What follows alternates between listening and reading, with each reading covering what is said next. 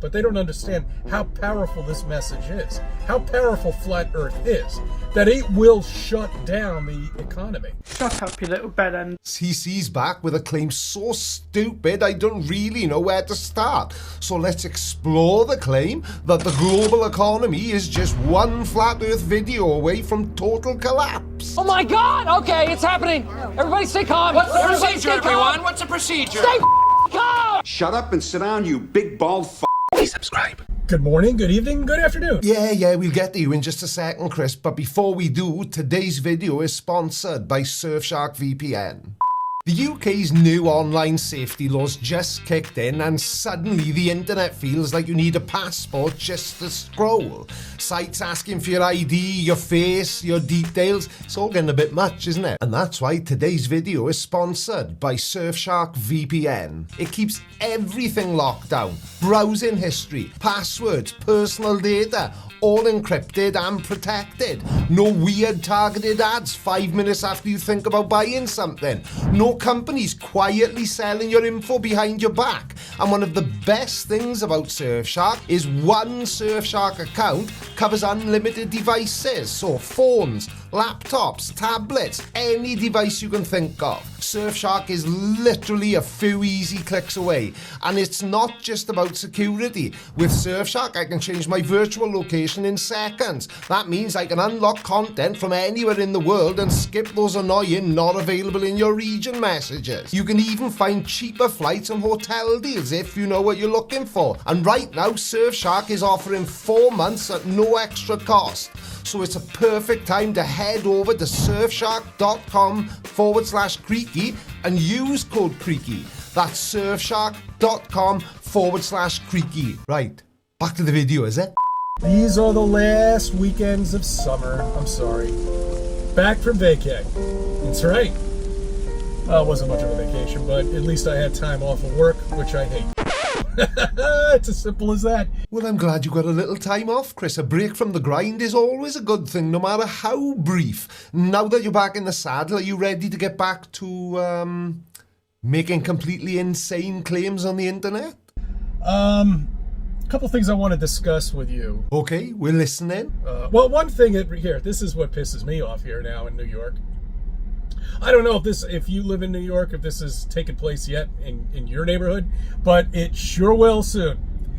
They have now digitized parking. That's right. You remember the meters that you could put quarters in? Well, they're still there to make you think you can put a quarter in, but then you look up on top and there's nothing happening. Hello? Well, Where is everybody? most flat earthers have got nothing up top. I'm the only brain cell left. No change is being screened to tell you when you have to move your car. Paying for a parking spot that you've already paid for with your taxes. That makes sense, huh? Well, in that case, the Earth must definitely be flat. Now, I have no idea what any of that's got to do with flat Earth, Chris, but isn't that just a classic piece of low-hanging, paranoid fruit? You've paid for the road and the curb, which are public infrastructure, but you haven't paid for a guaranteed exclusive spot, no matter how high your taxes are. If that were the case, nobody would ever find a parking spot in New York, and I've parked there. It's not easy. Or cheap. I think it was like $75 an hour. Oh, no way! But anyway, so I'm trying to explain to the woman, I don't want to give my personal information out because I'm afraid I'll get hacked. She's like, oh, well, you don't have to worry about it with our company. Oh, okay, I don't. So when some hacker from Russia decides to hack your company, okay, and they do all the time, they've done it with MasterCard, Visa, name it, they've done it, and they get all your personal information, your credit card information, your address, your phone number, all your good stuff, all the goodies, you're in trouble. First of all, the idea that a parking company is a prime target for hackers is just completely nuts. Hackers go after the most valuable data. Your address and phone number are already floating around on dozens of other services you probably use every day, like pizza delivery or online shopping sites. If a hacker wants to find you, they're not going to bother with a parking app. And secondly, the comparison to MasterCard is just a classic case of false equivalence. A global financial institution which handles trillions of dollars in transaction and holds deeply sensitive primary financial data is a lot more appealing to hackers than a parking app, Chris. The fear here is completely out of proportion to the actual risk. If you're worried about giving away your personal information, you'd have to stop using almost every digital service that exists. But let's be honest here, the real problem for conspiracy theorists isn't hackers, it's being forced to do something slightly new and different. Anyway, so let's talk about history, about the history that you think you know. That's right. This is the history that they told us, that everything was built thousands of years ago, pyramids, all this good stuff, you know. Thousands of years ago, our ancestors built these beautiful, amazing fucking buildings. Hey, potty mouth, pack it in. Fucking goat outside. It's just a goat. No, it's a fucking goat. An architectural... here's the cop, too. This is great. Architectural engineering that is beyond any technology that we have now. Oh, I really hope he's going down the ancient aliens route. First of all, let's be clear, we absolutely could build the pyramids. We just choose not to. What you're saying is a bit like saying a horse-drawn carriage is superior to a Ferrari because you don't need gasoline. Ancient builders were brilliant, but their methods relied on massive manual labour, simple machines like levers and ramps, and an unbelievable amount of time. It was the most efficient way to build with the technology they had. But it's a testament to human grit, not some lost technology. Our current architectural and engineering feats dwarf anything built in the ancient world, not just in size, but in the complexity and precision. Think about the Burj Khalifa in Dubai or the Hoover Dam. I mean, you figure people would just wake up with that one little thing. What little thing? All you've done so far is complain about the cost of parking in New York and say that we couldn't build the pyramids even if we wanted to. Oh, and I'm sorry, today is Friday. It's a Think About It Friday, you know. These are all things to think about just in case if I'm unable to put a video out this weekend. You know, that's another thing I've noticed with flat earthers, Cece in particular. He's really good at giving people advice. Now, the advice is usually terrible, but it's just a pity he can't take his own advice. Maybe then people like me wouldn't be able to so easily make fun of him. All the beaches are closed here because Hurricane Erin, I think it is it's not gonna, don't worry guys, you're all right. North Carolina, South Carolina. Don't worry, it's going out to sea. You don't have to worry about it. It's just bringing waves that are incredible. It's like, don't you want to go down to the ocean? I do, but the beaches are closed, okay? What the fuck are you gonna do? Sit there with a blanket and a tent looking at what you could be in? 15-foot waves? I would love to be in that ocean. And we'd love to see you in that ocean. I'm assuming you can't actually swim though, Chris, because that would be terrible. You see, these are all things that lead to flat Earth. What? Car parks, the pyramids, and Russian hackers lead to flat Earth? See, they not only have to hide flat Earth, but they have to hide our history. Because if we understand how the civilizations live around here before us, that had technology beyond our technology, we'll wake up. Where did they go? What happened to them? Why did they just disappear? The idea that history is being hidden is just a piece of fiction. Historians, archaeologists, and anthropologists dedicate their lives to uncovering and sharing our history. We've got a pretty good handle on what happened to these civilizations, and it's far less exciting than an alien abduction or a global cover-up. Civilizations don't just vanish into thin air, Chris. They decline, migrate, are conquered, or face environmental collapse. For example, the Mayan civilization didn't disappear. The cities were abandoned due to a combination of climate change, deforestation, and warfare. So those people didn't just vanish, they just adapted and moved. So they aren't hiding history at all. History is right there in the books, in the museums, and in the scientific journals. But actually learning and understanding it takes significantly more effort than just pressing play on a flat Earth video. Well, you would be told that there was a famine that came out, and it was a bottleneck theory. Bullshit. There wasn't anything like that. Okay? Civilizations disappeared. They left behind anything they could.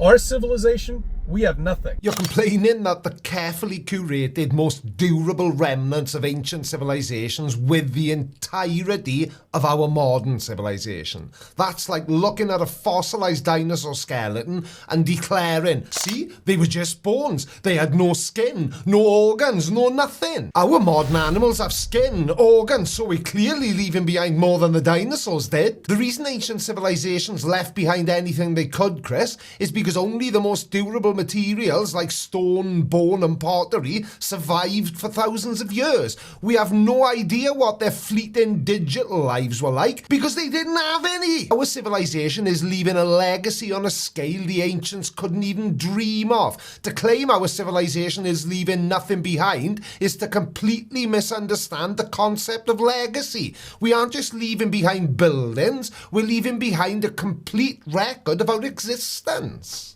We've got these rinky-dink buildings which will be destroyed with maybe 100 years. They'll all be destroyed. Those brick buildings, once vines get on them and Pachysandra, it's done. It'll just be eaten apart, okay? None of this will survive. The only thing, and they knew this, the only thing that will be going on to the next civilization so they could see that there were previous civilizations is stone. Writing in stone. That's it. Computers aren't going to last. Floppy disks aren't going to last. Cassette tapes are... None of that's going to last. Unless if it's in a stainless steel box buried beneath us 200, 300 feet. I love Chris. Firstly, the idea that brick buildings will be destroyed by vines in 100 years is a comedy routine, pal, not a serious claim.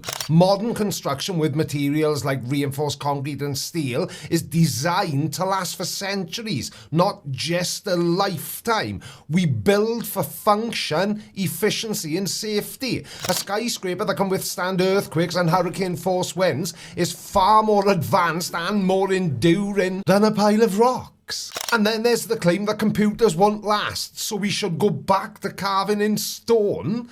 Chris, you've stumbled into a real problem but completely butchered the solution. Historians and archivists know that physical media degrades. That's why we have entire fields dedicated to data migration and digital archaeology. Good luck. None of it's going to last to show the next civilizations. All this digital era, gone. Internet, gone. It's all gone. I don't even know how the fuck I got into this shit. We do. You're fucking nuts! But it all has to do with flat Earth, okay? That's all it is. They have to hide this from you. You can pick up the signs. You can see the signs. But it all has to do with flat Earth. It all has to do with your potential. How much potential you have. Oh, well, that's very kind of you, CC. I like to think I have potential. But as far as any of this pointing to the Earth being flat, I'm afraid I don't follow your logic. Because for any of what you've said to be true, then you'd need a secret cabal who would be hiding the shape of the Earth, the real history of ancient civilizations, and the true purpose of parking apps, which would require the cooperation of every scientist, every historian, every government across the world, and tech company. That's not a conspiracy, that's a logistics nightmare of epic proportions.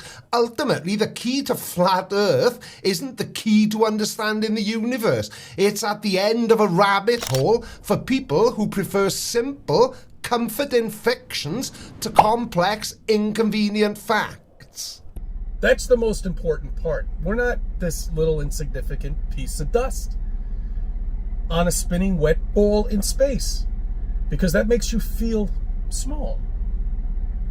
No, it makes you feel helpless, scared.